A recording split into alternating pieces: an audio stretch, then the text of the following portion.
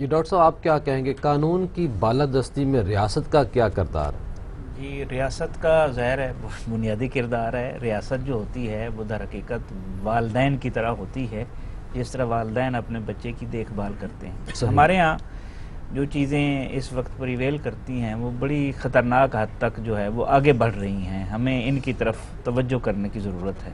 وہ کسی نے کہا تھا حاکم شہر کی اس بند گلی کے پیچھے میں نے ایک شخص کو خون اگلتے ہوئے دیکھا. اللہ اکبر. تم تو کہتے تھے کہ ہوتے ہیں درندے ظالم، میں نے انسان کو انسان نگلتے دیکھا.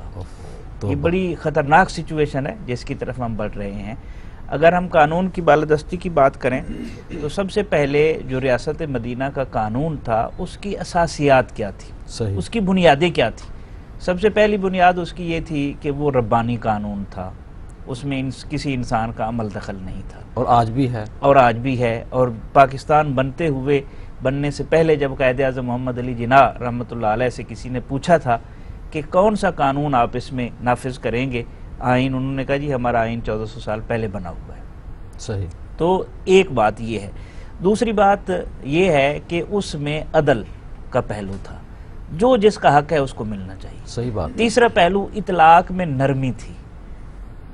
ایسا نہیں ہے کہ سختی نہیں تھی، اطلاق میں نرمی تھی. قانون کی زد میں آتا تھا، لوگ اپنے آپ کو خود پیش کرتے تھے. یہ کیسا قانون ہے کہ جس کی عملداری کے لیے خود پتہ ہے مجھے سنسار کر دیا جائے گا لیکن وہ پیش کر رہے ہیں.